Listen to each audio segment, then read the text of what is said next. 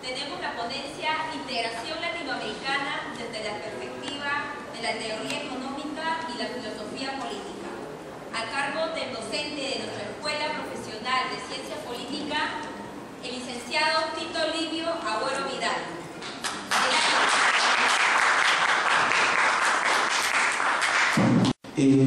Somos pocos, pero somos.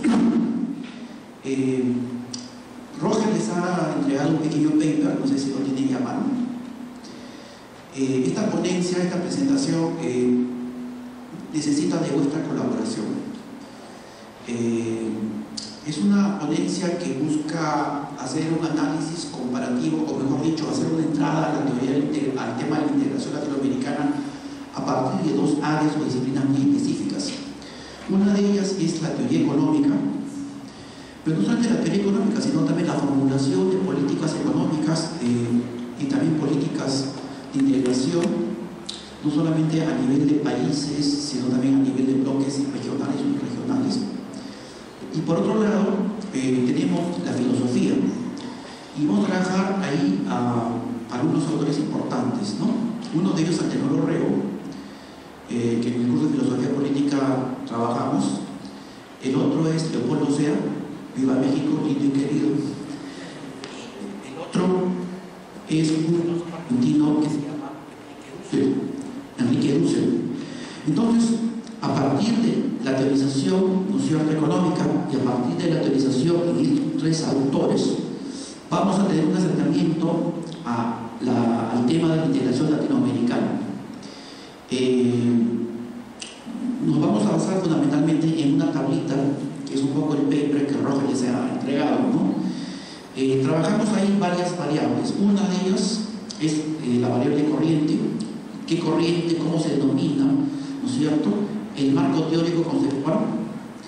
El discurso, entendiendo un primer discurso como la manera como conceptualiza las teorías económicas o filosóficas, formaciones filosóficas en un momento determinado. Otra variable ya es la propuesta económica, la propuesta filosófica que levantan, y terminaríamos en el tema de las conclusiones, ¿no? En las conclusiones buscaríamos ligar y relacionar filosofía, los conceptos centrales de filosofía con los conceptos centrales de la teoría económica, ¿no? Y de repente ahí puede haber algunas preguntas, ¿no? Muy bien, dicho esto, comenzamos. La teoría económica. En la teoría económica, pequeño problema. En la teoría económica trabajamos fundamentalmente a partir de un gran autor que es el que inicia lo que podríamos llamar la teoría de la integración económica, que es un autor rumano que se llama Bela Velaza, ¿no? Eso ustedes lo han visto en su curso de economía internacional, ¿no? O sea, con los momentos o etapas acuerdos de integración económica, ¿no? La Unión, la Zona de Libre Comercio, etcétera, etcétera, etcétera, ¿no? Él es un poco el punto de partida de todo esto. Entonces, pero a partir de ahí encontramos dos formas de entender la integración, o dos estilos, o dos conceptualizaciones. Una que podríamos llamarla una... Chino, ya tienen la práctica. Jefferson, la práctica está ahí. Jefferson es mi delegado en polemología, siempre llega tarde, Jefferson. Una que es la que vamos a llamar la tradicional, que es un poco la teoría del comercio ortodoxo, liberal, que es la que sostiene a partir de la teoría de las ventajas absolutas de Adam Smith y la teoría de ventajas comparativas de Ricardo y otras formulaciones posteriores a Smith y Ricardo, lo que son, digamos, los fundamentos teóricos de lo que podríamos llamar las actuales formas de integración mundial que están en boga hoy en el mundo. Por ejemplo, los acuerdos de complementación económica o los tratados de libre comercio tipo NAFTA, ¿no es cierto? Entonces hay una fundamentación en una teoría que es la teoría de comercio liberal. Sin embargo, en América Latina,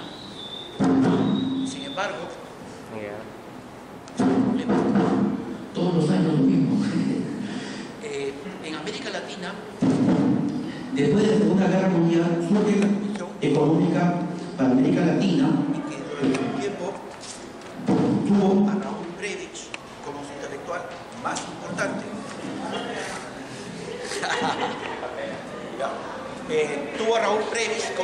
intelectual más importante. Ahora, la formulación de Prebisch es una formulación muy interesante porque viene a ser la adecuación de lo que podría ser el fundamento teórico, el esquema teórico que propone Vela-Velaza, pero para aplicarle a la sociedad latinoamericana. Entonces, la escuela estructuralista de Prebisch, ¿no es cierto?, reformula, reacondiciona la teoría de Vela-Velaza y lo trata de aplicar. En un primer momento, Prebisch propone un acuerdo subregional macro, que es algo así como una especie de integración latinoamericana. Con los años, la misma CEPAL, la escuela estructuralista, reformula eso y pasa a un esquema donde apunta más ya no a esquemas regionales, sino a esquemas subregionales. Mercado Común Centroamericano, el CARICOM, Comunidad del Caribe, Mercosur, ¿no es cierto?, Comunidad Andina de Naciones, etcétera, etcétera, etcétera, ¿no? Ahora, dentro de la CEPAL hay una ligera reformulación que aparece con Rosenthal, que llegó a ser el secretario ejecutivo de la CEPAL el año 94 en una asamblea general de la CEPAL, y él propone lo siguiente, propone una especie de integración abierta.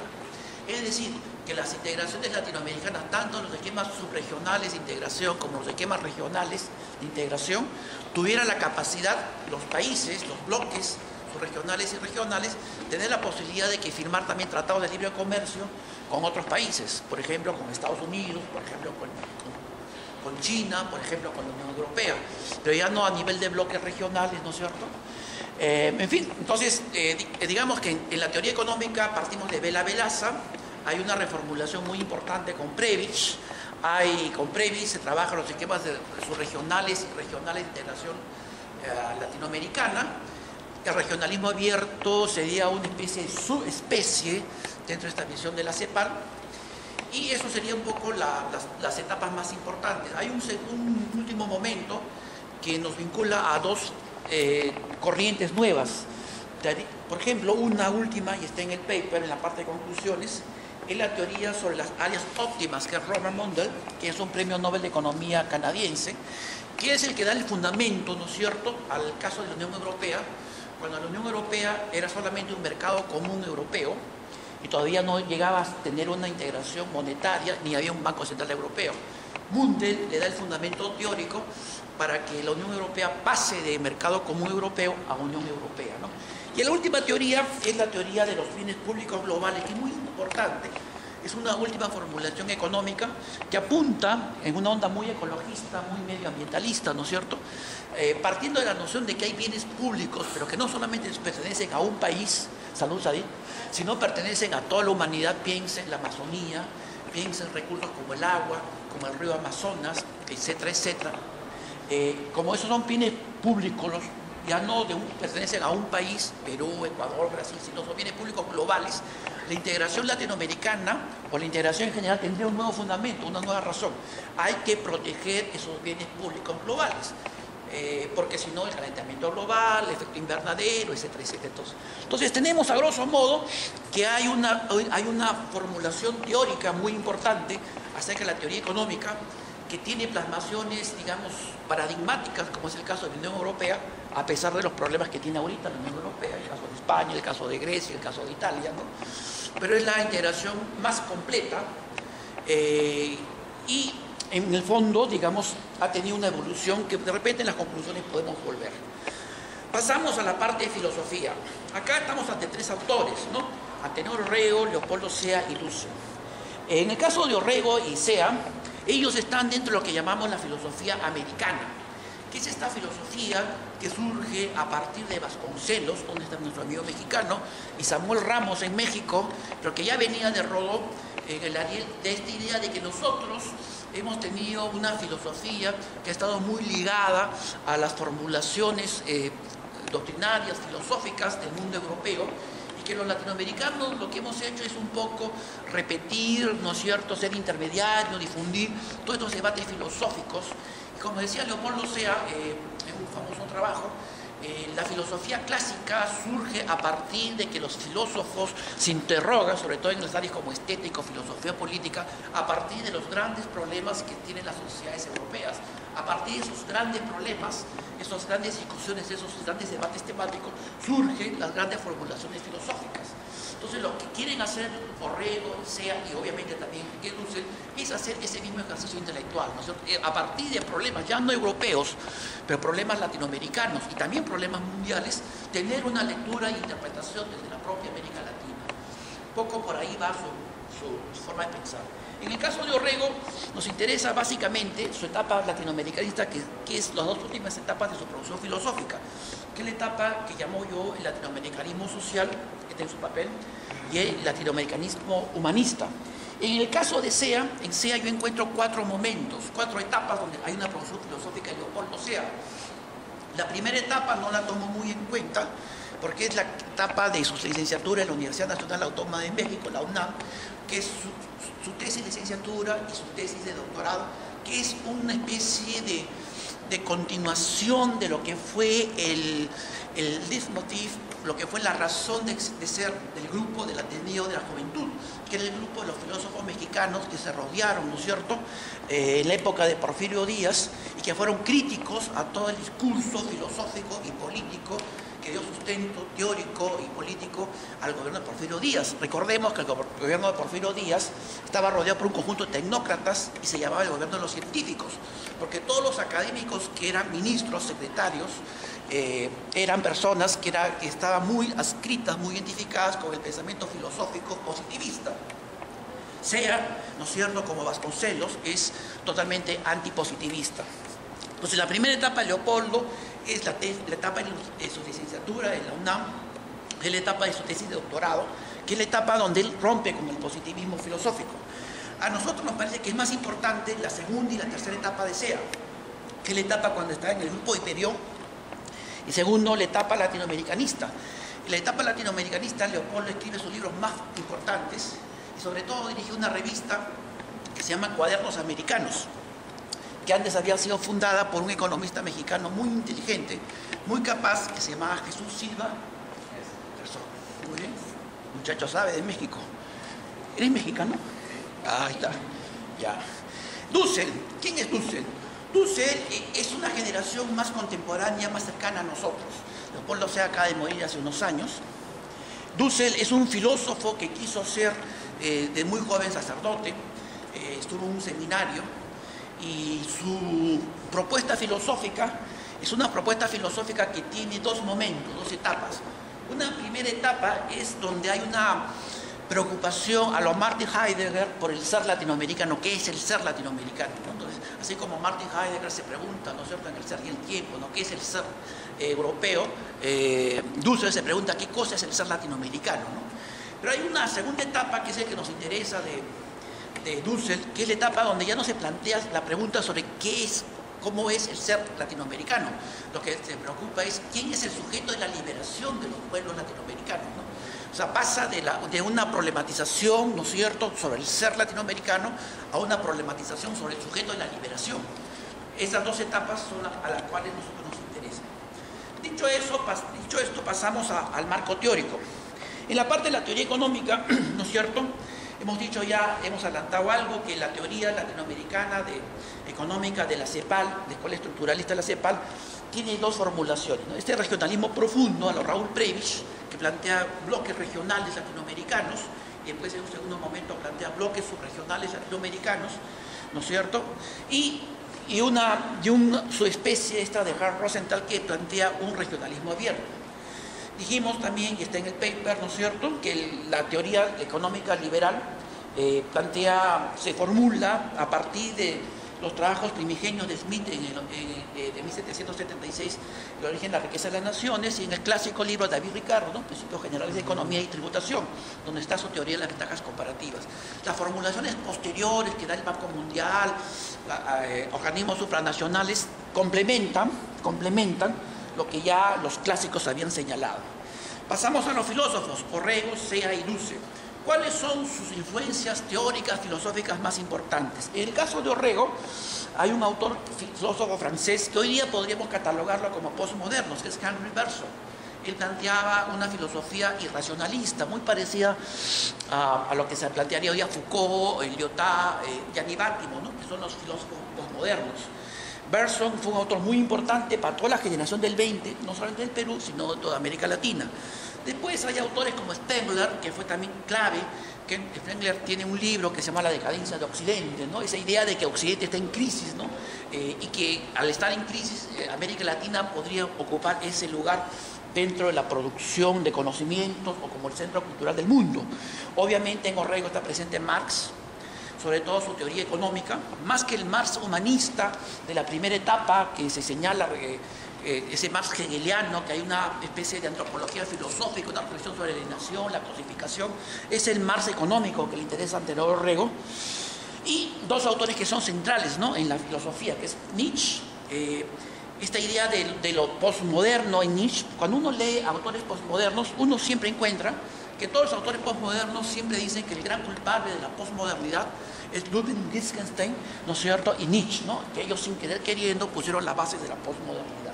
Por supuesto, no puede estar alejado de esos autores Martin Heidegger, ¿no? En SEA, Leopoldo, obviamente, como buen mexicano, hay la influencia de José Vasconcelos, hay la influencia de Antonio Caso, me faltó poner Samuel Ramos, disculpa. Pero hay un autor que es central, que es José Gaos. Cuando se da el franquismo, las falanges, la guerra civil en España, muchos intelectuales, muchos filósofos, muchos pensadores, muchos economistas, muchos politólogos, muchos sociólogos, muchos pensadores dejan, republicanos, más de centro, más de izquierda, dejan España por la dictadura de Franco y vienen a América Latina. Y México los recibe. Y hay un autor que es central, que es José Gaos. No sé si lo conocen a José Gaos. Gaos es el que le dice a Leopoldo Sea que comience a pensar la filosofía desde y para América Latina. En ese momento, lo que tenía Leopoldo Sea era una preocupación, una obsesión por cuestionar todo el discurso filosófico positivista en clave de Spencer, en clave de Comte. Entonces, este cambio de mirada, este viraje, redescubrir lo latinoamericano y ese acercamiento de lo latinoamericano a partir de la filosofía, lo debemos paradójicamente, ¿no es cierto?, a un español que es José Gaos. Toda la producción de SEA siempre está presente José Gaos, ¿no? Obviamente está presente Martin Heidegger, está Arnold Toynbee, sus monumentales estudios de historia, ¿no es cierto?, que acá ha tenido varias ediciones. La edición española es la de Losada, de Buenos Aires. Oswald Spengler, y obviamente como buen historicista, como una persona muy amante de la historia, Leopoldo Sea, está Guillermo Federico Hegel. En el caso de Dussel, como él quiso ser sacerdote, pero descubrió después que no iba por ahí, pero sin embargo el pensamiento cristiano, ya sea como religión, el cristianismo, pero la teología, pero en clave teología de la liberación, o sea, Gustavo Gutiérrez deja un papel, una huella muy importante en él. La teología de la liberación de repente hoy día no está muy en boga, pero la teología de la liberación surge en Chimbote, cuando Gustavo Gutiérrez comienza a hacer su trabajo de catequesis. En esa época Chimbote había dejado de ser una caleta de pescadores. Chimbote era un hervidero, estaban las plantas anchoveteras, y de ser una caleta de pescadores, Chimbote se convierte en un gran emporio, en todo un barrio de clase media baja y clases populares, todos dedicados, ¿no es cierto?, a la industria pesquera. Aparecen las grandes harineras, y lo que le interesó a Gustavo Gutiérrez, pero también a José María Rieras, eran los migrantes serranos que dejaban la sierra y se llegaban a Chimbote, que es una zona de costa, y todo ese proceso de transculturización que se daba, ¿no? José María pide, por ejemplo, en el caso de él pide un año sabático a la Universidad de La Molina, y se llama folclore y tradiciones andinas en La Molina, y se pone a hacer un trabajo con los pescadores, con los pescadores artesanales, ¿no? Esos que van de manera artesanal en sus pequeñas lanchitas, botecitos, y a partir de ahí escribe El zorro de arriba y El zorro de abajo. Y en el caso de Gustavo Gutiérrez, sus catequesis, hace un trabajo muy importante de catequesis, y a partir de ahí él surge la idea, ¿no es cierto?, de la teología de la liberación.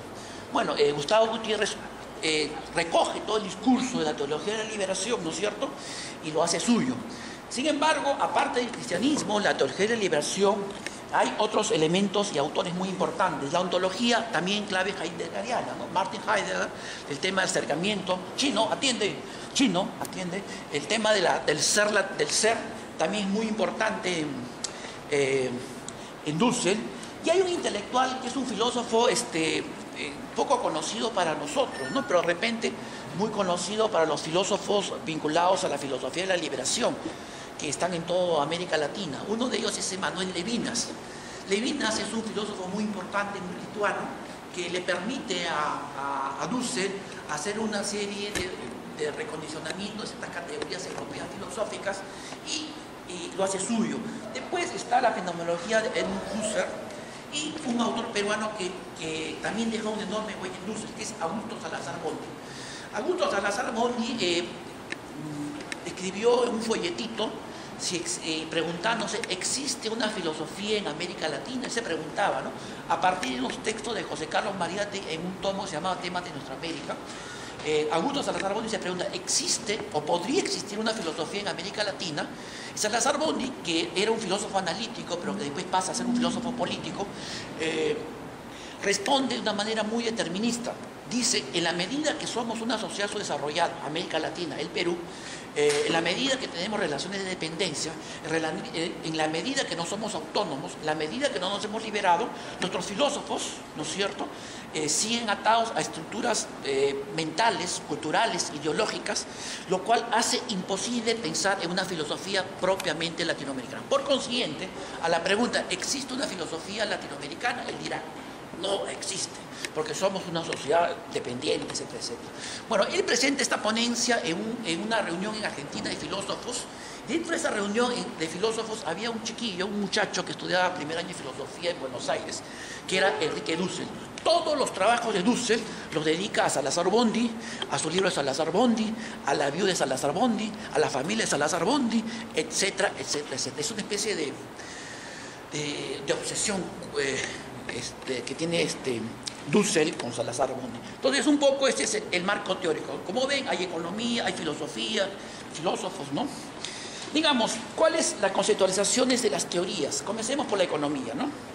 La escuela cepaliana, lo que hace Prebisch es descentrar la economía, es decir, cuando David Ricardo comienza a preguntarse sobre la teoría del comercio exterior, o cuando Smith piensa y reflexiona sobre la teoría del comercio exterior, ¿no es cierto?, obviamente no están pensando en las sociedades latinoamericanas, ni en la India, ni en la China. Están pensando en los problemas económicos, comerciales que tiene la Inglaterra de la época de Smith, o la Inglaterra en la época de David Ricardo.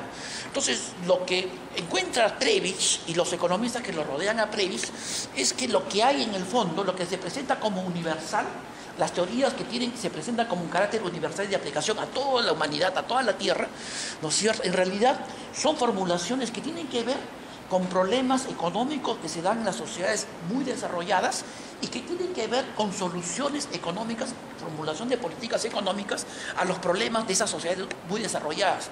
Entonces, cuando uno quiere hacer el ejercicio comparativo con la sociedad latinoamericana y cuando uno quiere ver los problemas que hay en Inglaterra en el siglo XIX o en el siglo XVIII, con los problemas que hay en América Latina en el siglo XX, ¿no es cierto?, Prebisch comienza a pensar, reflexionar a partir de 1950, 55, hasta el 60. Entonces, hay una diferencia de espacio y hay una diferencia de tiempo. Entonces, lo que hace Prebisch es cuestionar el carácter, ¿no es cierto?, universal de las formulaciones económicas, y lo que él trata de hacer es recondicionarlos, readecuarlos a un escenario muy distinto, ¿no es cierto?, del que surgió, que es la Inglaterra del siglo XVIII, XIX, un escenario tan distinto como es América Latina en 1950, 60, y tratar de pensar de manera creativa la aplicación de esas formulaciones teóricas para la sociedad latinoamericana. Entonces ahí surge todo el discurso cepaliano, ¿no? Ese es un elemento muy importante para entender a Prebisch. En el caso de Orrego y en el caso de Sea hay algo que los vincula, ¿no?, que es la crítica, ¿dónde está el amigo mexicano? Ah, acá está el amigo mexicano. Te ibas y nos retirábamos. La crítica al racionalismo positivista. En el caso de Sea está muy vinculada el positivismo a un régimen dictatorial. ¿Cómo sería Porfirio Díaz? En tu esquema. Algo. Porfirio. ¿Cómo lo llamarías? ¿Tu esquema teórico, tu clasificación? ¿Ah? Claro. Bueno, mientras tanto va pensando, digamos. En el caso de SEA es Porfirio Díaz, y que es una persona que se reelige varias veces, ¿no es cierto? Y que tiene un conjunto de intelectuales, algo así como Abascal, no sé, de Potín Ilustrado, se reunía con la gente del mercurio peruano, ¿no? Con geógrafos, naturalistas, que estudiaban la fauna, la flora, la botánica, ¿no? Y Abascal se sentía pues contento y alegre, así como Abimael, ¿no? Contento y alegre, ¿no?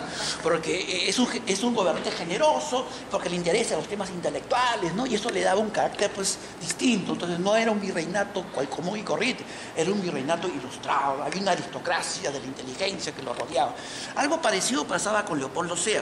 En el caso de Orrego, el cuestionamiento al positivismo viene desde el mundo académico, viene desde San Marcos. Alejandro Deustua, Mariano Iberico, que eran catedráticos universitarios en San Marcos, en la Escuela de Filosofía, son los que meten a Bergson, y esa introducción de Bergson en San Marcos logra que Bergson tuviera que comenzar a ser difundido, pero ya no solamente en San Marcos. Bergson comienza a ser leído por la gente del grupo Orcopata de Puno, grupo indigenista.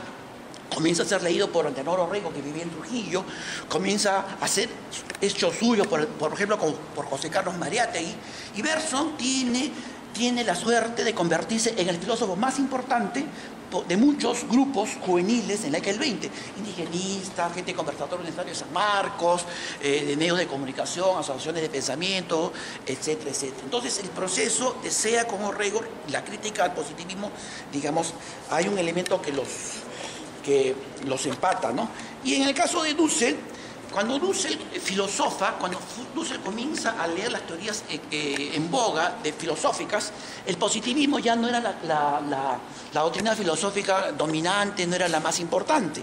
Entonces ahí ya el positivismo no entra, sino lo que él comienza a preocuparse, ¿no es cierto?, es por lo que llamaríamos una crítica a la visión eurocéntrica, ¿no? Da un mayor fundamento a la crítica eurocéntrica.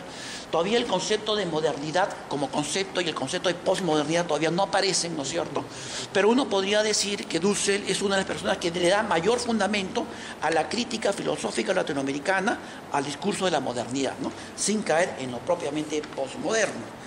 Bueno, pasamos ya a la propuesta teórica, ¿no es cierto? En el caso de la economía, la materialización de la teoría económica de Vela Velaza es la Unión Europea, ¿no? O sea, con diferencias que uno puede encontrar de repente en tiempos, momentos, la Unión Europea viene a ser la plasmación material de lo que es la teoría económica de la integración de Vela Velaza. Y en el caso de la escuela cepaliana, uno puede encontrar que la integración regional es vista desde dos niveles. Una perspectiva macro, cuando se piensa en un primer momento, por ejemplo, en América Latina, una integración latinoamericana, y cuando los latinoamericanos queríamos hacer lo mismo que hicieron los europeos, ¿no es cierto?, olvidándonos que el proceso europeo es muy distinto. La integración en Europa se hace fundamentalmente, no por lo que dijo Erasmo de Rotterdam, no por lo que dijo Leonardo da Vinci, los humanistas de la época del Renacimiento, ¿no es cierto?, no por un proyecto de desarrollo, una utopía que moviliza a los europeos y busca la plasmación, ¿no es cierto?, de una Europa unida, política, cultural y sobre todo económicamente. Sino Europa se organiza a partir de la Segunda Guerra Mundial. Es el temor a una destrucción a partir del desarrollo del armamento nuclear lo que hace que alemanes y franceses se unan, ¿no? Es a partir del binomio Alemania-Francia que la Unión Europea surge. El tratado por ejemplo, del carbón y del acero es una pauta de eso. Bueno, en América Latina no hemos tenido ese problema, ¿no? O sea, en América Latina no ha habido este tema de la sobrevivencia. Todos han sido discursos muy bellos, muy utópicos, muy románticos, pero no ha habido estos elementos centrales como ha tenido Europa. Entonces, el esquema regional, macro, fracasa, ¿no es cierto?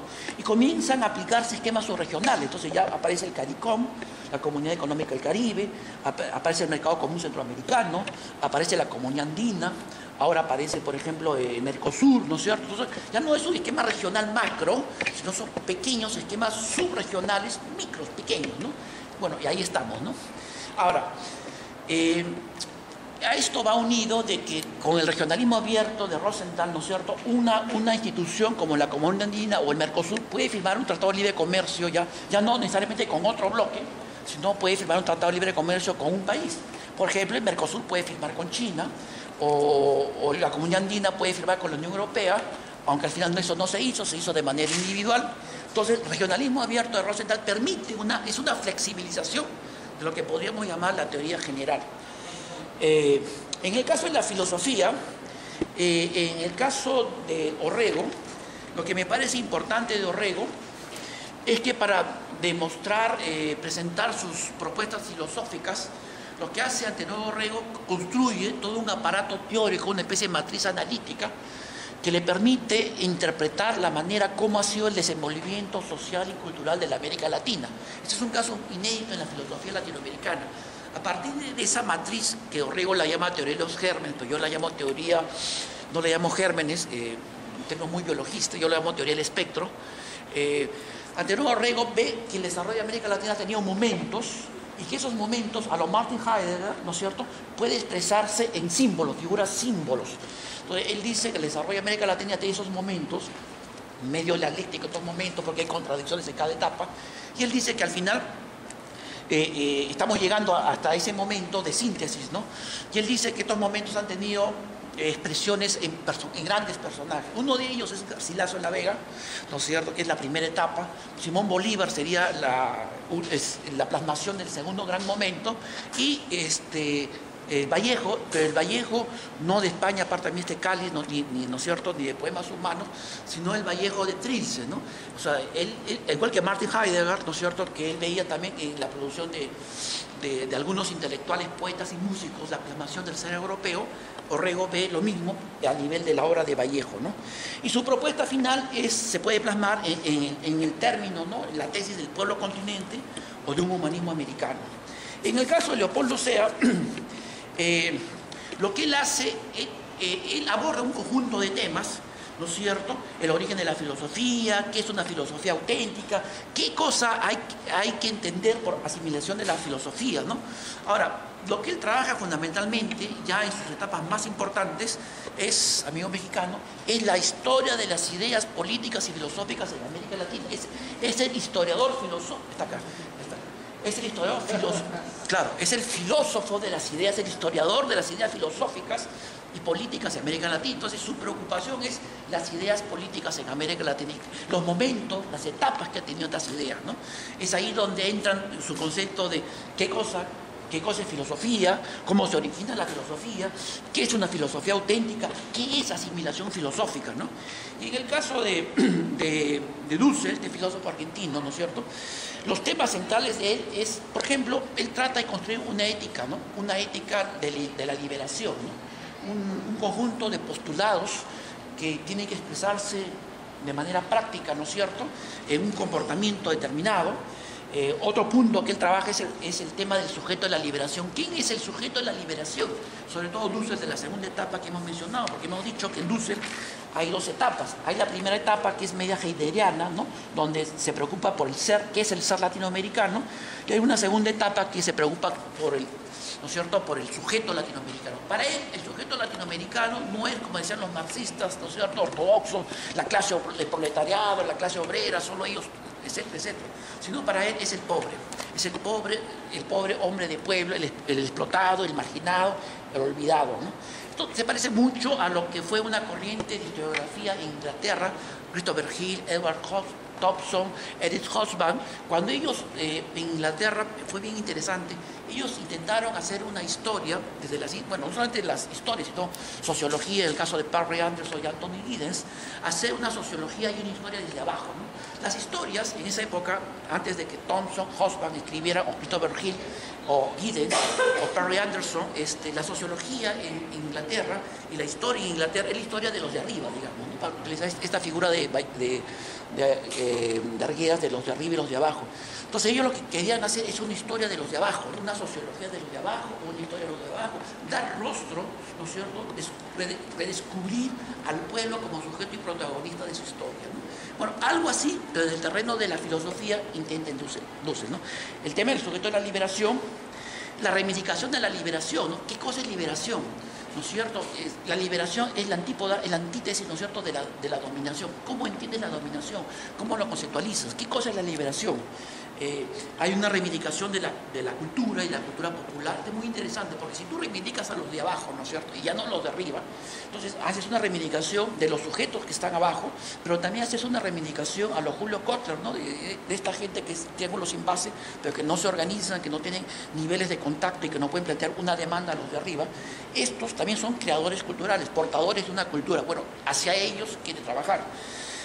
En términos generales, hay una idea muy interesante de todos ellos, ¿no es cierto?, que más o menos los lleva a una crítica al eurocentrismo. Conclusiones.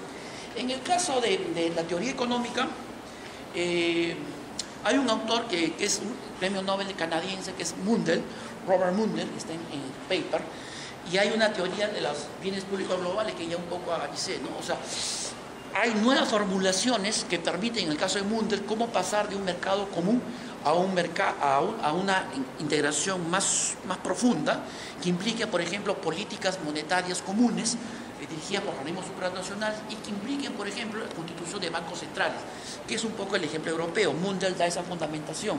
Y segundo, como dije, la teoría de los bienes públicos globales, que es algo muy nuevo, muy reciente, pero que permite, digamos, da más impulso a la integración latinoamericana, porque ya no solamente se trata de mercados, ya no solamente se trata de libre flujo de movimiento de capitales, tecnologías, servicios, mercancías, sino el tema es preservar el medio ambiente.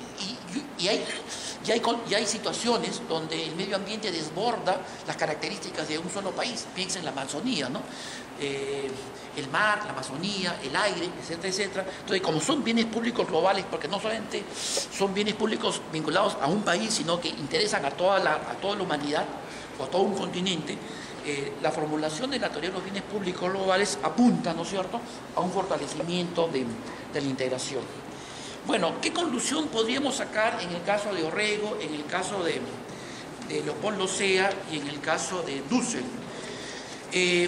Creo que son tres autores muy importantes porque nos enseñan que la producción de conocimientos no consiste en saber cuáles son las últimas modas o debates o los últimos libros que debaten sobre temas importantes, ¿no es cierto?, en política, economía, filosofía, cosa que no siempre uno tiene que hacerlo. Pero creo que ellos van más allá que eso, ¿no? Ellos cuestionan, ¿no es cierto?, que nosotros, los latinoamericanos, simplemente imitemos teorías, difundamos teorías y no nos atrevamos a repensar las cosas, ¿no es cierto?, o a readecuar esas teorías a un contexto tan distinto como el latinoamericano, tan distinto al contexto europeo.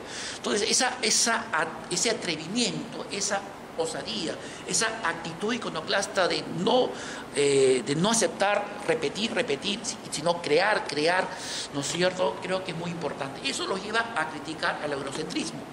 Sin embargo, me parece que esto es importante también resaltarlo, esa crítica eurocentrista no lo lleva, como a Foucault, a Lyotard o a Bátimo, a cuestionar la posibilidad de construir una teoría social global o un conocimiento global. El gran problema de los postmodernos, que tiene muchos argumentos muy interesantes para criticar la modernidad, sobre todo europea, pero el gran problema es poder construir un aparato teórico-conceptual tan sólido como el aparato teórico-conceptual de la modernidad.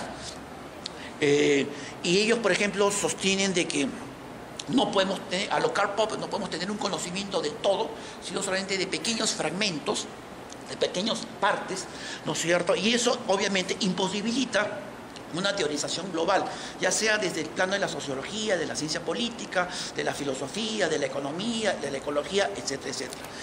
Orrego, Dussel y Sea, si bien cierto, reclaman la especificidad de América Latina, la necesidad de pensar los problemas desde los parámetros propiamente latinoamericanos, y eso no los lleva, ¿no es cierto?, a negar la necesidad de construir toda una teoría global que implique, ¿no es cierto?, un conocimiento digamos, del todo, y eso me parece muy importante en ellos, ¿no? Yo creo que es un punto a destacar, porque para ellos la cultura universal no debe ser sinónimo, o el conocimiento universal no debe ser sinónimo de cultura europea.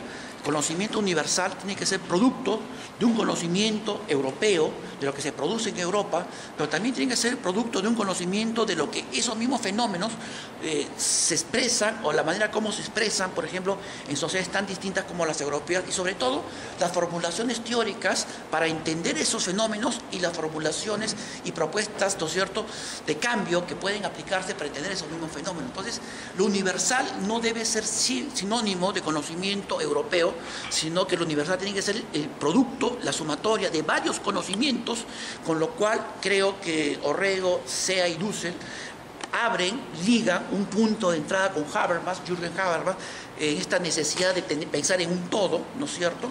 Y no solamente pensar en pequeños espacios, en pequeños fragmentos, en pequeños visiones pequeñas, micros de la realidad, sino en pensar en tener todo un bloque macro, ¿no?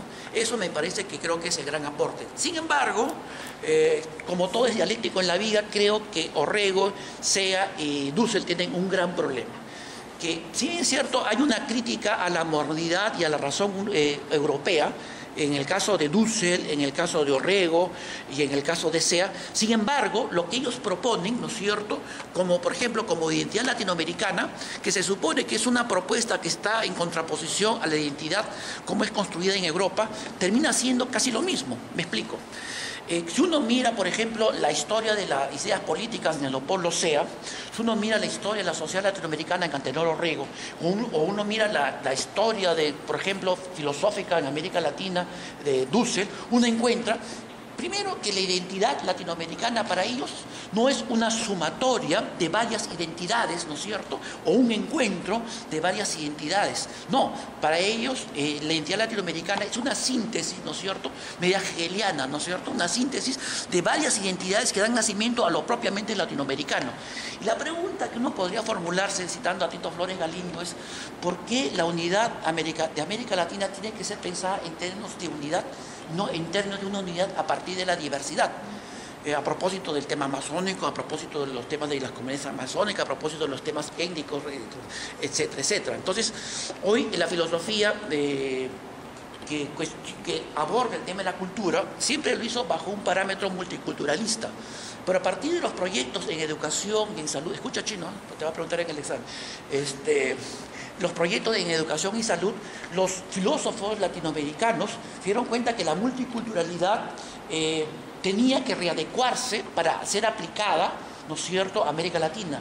Y a partir de proyectos públicos, a veces muchos ligados a gobiernos locales, regionales, pero también a ONGs, acá ha surgido la interculturalidad, lo cual da una perspectiva distinta, ¿no es cierto?, al tema de la cultura, y ya no hay el pensamiento a partir de una unidad tipo síntesis. La unidad se da a partir de lo diverso, ¿no es cierto? Entonces, Orrego, Sea y Dussel tienen ese gran problema, ¿no? O sea, la síntesis, o el término mestizaje, ¿no?, que no es un término sociológico ni académico, el término mestizaje viene básicamente de la ganadería, y que los antropólogos lo hacen suya, es un tema a discutir. Entonces, la identidad no puede ser una síntesis de varias identidades. Y dos, lo segundo, de por qué mirar la historia de esta constitución, de esta identidad latinoamericana, como una historia como los positivistas, ¿no? O sea, una historia lineal, siempre increciendo, ¿no?, que se va creciendo. Y por qué no entender la historia, ¿no es cierto?, con subidas, bajadas, o situaciones flat, ¿no?, o sea, estacionarias, ¿no? ¿Por qué siempre, como decían los positivistas, la historia tiene que ir hacia arriba? Porque hay una ley, ¿no?, que es la ley del progreso, ¿no? Siempre va a hacer que la historia sea hacia arriba. ¿Y por qué la historia tiene que tener esa direccionalidad? Orrego, Sea y Dussel tienen el gran problema de mirar la identidad, como digo, resumiendo, en una síntesis que lo abarca todo, lo constituye todo, y segundo, de que esa síntesis se produce a partir de una visión de la historia, ¿no es cierto?, muy tradicional, muy lineal, cuando la historia de la humanidad y de América Latina nos demuestra que las historias no son unilineales, y justamente la crítica de Foucault, ¿no es cierto?, es que esas historias lineales han demostrado que son falsas y que son, en el fondo, metarrelatos, como diría Lyotard y Foucault, ¿no? Muy bien, alumnos, ha sido un gusto. Gracias.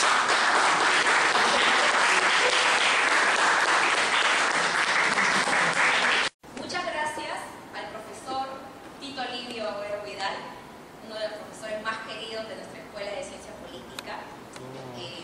Consideramos preguntarle al público, ¿no?, si tiene alguna consulta que hacerle.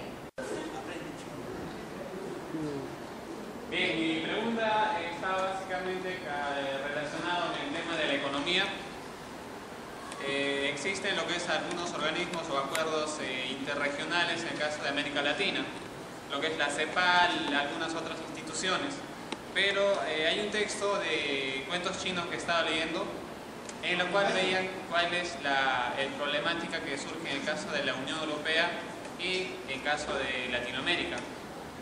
Uno de los entrevistados para el autor mencionaba que el problema en el caso de América Latina está basado en que normalmente los presidentes o funcionarios o representantes de los países se proponen básicamente metas, más no compromisos. En el caso de Europa, primero parten de los compromisos, luego se proponen a una meta que quieren llegar. Entonces, a partir de la teoría, ¿qué problemas podemos identificar a partir de ello?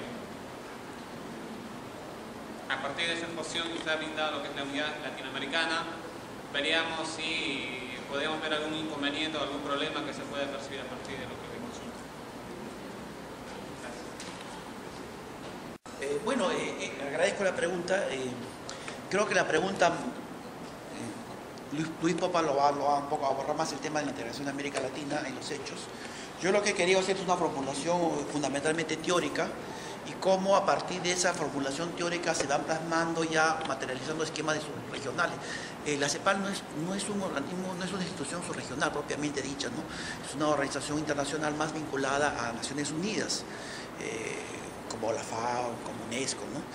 Pero el tema es interesante, ¿no? El tema de compromisos, de metas. Yo creo que algo que favoreció mucho a Europa es el tema de que hubo un fondo económico, y ese fondo económico permitió que sociedades que tienen diversos tipos de economía, digamos, había un grupo de economías europeas muy desarrolladas y había otro grupo de economías menos desarrolladas, por ejemplo. Ese fondo permitió, que en realidad la plata la pusieron los alemanes, permitió que las enormes diferencias productivas, tecnológicas, etcétera, etcétera, ¿no es cierto?, disminuyeran, ¿no? España, por ejemplo, en un primer momento no aplicaba para estar dentro de la Unión Europea. Grecia no hubiera aplicado para la Unión Europea. Y hubo un pacto en el cual los gobiernos que querían entrar a la Unión Económica Monetaria tuvieron que cumplir respecto a temas fiscales, exportaciones, tema del PBI, etcétera, etcétera, ¿no? O sea, y el hecho concreto es que yo creo que ese es el tema de fondo por el cual explica hoy día que la Unión Europea esté pasando lo que está pasando, ¿no? O sea, esa diferencia de diversos tipos de economía que tú encuentras en Turquía, en Grecia, en España, Italia es un caso aparte, explica que la situación europea de enorme problema, y yo creo que la Unión Europea lo que ha hecho es un apresuramiento respecto a la integración de muchos países que no estaban en las condiciones económicas de integrarse a la Unión Monetaria. Creo que como consecuencia de eso es lo que está pasando. En América Latina la situación creo que es otra, ¿no? En América Latina creo que el tema es que imitamos el modelo europeo y pensamos que podíamos formar una unidad latinoamericana de frente con un esquema en la década del 60 pensada en esos términos, ¿no es cierto?, al igual que Europa, y pusimos plazos, documentos, reuniones, asambleas, pero eso demostró de que no era cierto, porque los países se mueven en función de dos lógicas: las ganancias en el corto plazo y las ganancias en el largo plazo. La integración latinoamericana le va a dar a todos una ganancia en el largo plazo, pero en el corto y mediano plazo, que son tiempos que existen en política, las ganancias no se van a ver. Entonces, hay demandas de la población y una suerte también de poca preparación de las élites gobernantes de poder plantear a los latinoamericanos, a la población latinoamericana, que tome conciencia, ¿no es cierto?, de que el proceso es un proceso largo y que los beneficios se van a ver en el largo plazo. y obviamente eso no se ha dado, ¿no? O sea, tú miras el nivel, por ejemplo, en América Latina de conciencia sobre la integración latinoamericana, y lo comparas con el nivel europeo, es distinto, ¿no? En los 60, en los 70 y en los 80. Y una plasmación de eso es el Parlamento latinoamericano y el Parlamento europeo. Mientras el Parlamento latinoamericano no lo elegimos nosotros en voto secreto, directo y universal, los europeos sí votan por su Parlamento europeo. El Parlamento europeo aprueba el presupuesto de la Unión Europea. Acá no, el Parlamento latinoamericano no aprueba. ¿Quiénes son los miembros del Parlamento latinoamericano? Una delegación del Parlamento de cada país. Lo que se acuerda en el Parlamento latinoamericano no tiene carácter vinculante, no pueden crear normas jurídicas, no pueden ver presupuesto, no pueden controlar a los gobiernos ejecutivos, aún a los organismos supranacionales. En Europa sí, en Europa tú puedes bajarte a un jefe de gobierno, ¿no? Por ejemplo, de la Unión Europea, ya ha habido un caso inclusive, puedes fiscalizar, puedes dictar normas, y esas normas tienen un carácter vinculante para toda la Unión Europea. Entonces yo creo que son realidades muy distintas, muy distintas, y lo que ha seguido y lo que vemos ahora es una consecuencia de eso, ¿no? Entonces, quizás lo que debíamos hacer es pensar en acuerdos subregionales que impliquen, por ejemplo, lo que fue la propuesta brasilera, me parece la más inteligente, ¿no? Que esto ya viene desde Enrique Cardoso, que Lula lo ha continuado, que es buscar una suerte ya no de integración latinoamericana, sino una zona de libre comercio sudamericana a partir, ¿no es cierto?, de un acuerdo mínimo, que eso nos permita algún tipo de consenso que nos posibilite, por ejemplo, renegociar con gigantes económicos como China, o gigantes económicos como Estados Unidos, o gigantes económicos con la Unión Europea, ¿no? Pero eso pasa por voluntades políticas, eso pasa por sociedades civiles organizadas, eso pasa para que la gente admita y tome conciencia que la integración latinoamericana es un instrumento que puede producir desarrollo. Pero si la gente no es consciente de eso, la sociedad civil acá son sumamente débiles, los actores políticos son muy frágiles, ¿no es cierto? Mira el sistema político, yo veo que ahí hay un gran problema. Entonces, en ese sentido, yo soy un poco pesimista, ¿no? Respecto a... Hay formulaciones teóricas muy interesantes, muy relevantes, pero en el plano de las materializaciones yo veo mucha debilidad, mucha heterogeneidad, y creo que ese es parte del dilema latinoamericano, ¿no? Y para pensar, por ejemplo, en Latinoamérica, yo pienso que México, no es que no le tenga cariño a México, pero México ya tiene un proyecto respecto a Estados Unidos, ¿no? O sea, México está en el norte, y todo ese discurso latinoamericano, ¿no es cierto?, con México hasta Chile, ¿no? Hay que reformularlo. Desde que en 1994 se firma el NAFTA, México se incorpora al NAFTA, México ya forma parte de la economía norteamericana, ¿no?, con Canadá y Estados Unidos, y eso ya es otra situación. Y hay otro elemento que también es importante, que lo vemos en el curso de pensamiento político, la migración, ¿no? O sea, las tasas de migraciones, que es otro elemento importante. Cuando Martí, Cuba, cuando Bolívar, Perú, se imagina la integración de América Latina, la variable poblacional o variable mano de obra no era una variable a tomar en cuenta. O sea, casi todos los mexicanos, la gran mayoría en la década del 40, por ejemplo, todavía estaban en México. La gran migración se da recién a partir de la post-Segunda Guerra Mundial, bueno, y continúa hasta ahora. Pero hoy ya encontramos que muchas zonas de México, por ejemplo, ya de Estados Unidos son zonas, ¿no es cierto?, donde la fuerte presencia hispana y mexicana es muy fuerte. Entonces, eso explica, por ejemplo, por qué Huntington, por ejemplo, habla de los mexicanos y los latinoamericanos como una amenaza para la cultura estadounidense, reivindica la cultura estadounidense, que es una cultura, ¿no es cierto?, que habla en inglés, que piensa en inglés y que está sustentada en la Declaración de Independencia de 1776, y que los mexicanos no formarían parte de eso, ¿no?, y los latinoamericanos tampoco, ¿no?, y que somos enemigos culturales, ¿no? Somos enemigos culturales. Ahora, si uno mira estudios, por ejemplo, de la Academia estadounidense de la lengua, española estadounidense de la lengua, uno mira que acá a 25 o 30 años el idioma español va a estar más o menos, va a tener la misma difusión que el idioma inglés. Muchas zonas del sur de Estados Unidos son zonas donde hay una fuerte presencia mexicana, y acá a 25 o 30 años va a estar, la mayoría de la población van a ser mexicanos. Entonces, ¿qué sucede? ¿Qué está pasando, no? O sea, ¿cómo ver la integración latinoamericana a partir de la variable demográfica? Quizás deberíamos concluir que hay un proceso de latinoamericanización, ¿no es cierto?, de los Estados Unidos, sobre todo en la zona sur. En el censo del año 2000, ya casi 30 millones de norteamericanos, no, casi 60 millones, casi 26, 27%, redondeando 30%, ya son fundamentalmente o negros o son hispanos y la mayoría son mexicanos. Y un buen porcentaje son ilegales inclusive. Entonces, estamos yendo a un proceso cultural, ¿no es cierto?, que ya es irreversible. Tú no puedes parar la migración por más que hagas barreras, murallas, declares a los mexicanos o hispanos en Estados Unidos como delincuentes, ¿no es cierto? Y que por consiguiente el Estados Unidos puede encarcelarlos, puede deportarlos. El proceso es imparable, ¿no? Entonces estamos yendo hacia una nueva situación demográfica, cultural y económica, y eso llevaría a reformular, ¿no es cierto?, toda esta teorización, ¿no es cierto?, que parte de un supuesto, ¿no?, que no hay un movimiento de personas. Entonces, yo diría que los últimos 20 años van a ser muy interesantes. De repente hay que repensar las teorías que hemos mencionado a partir de una nueva realidad. Porque, ¿qué cosa es una teoría? La teorización es una formulación a propósito de una situación social política. Si la situación social y política cambia, la teoría también tiene que cambiar. Así que yo diría que hay que estar atentos y hay que ver lo que va a pasar cada 20, 30 años, ¿no? Lo importante es que nosotros vamos a ser personas que vamos a observar ese fenómeno, ¿no? En fin, gracias.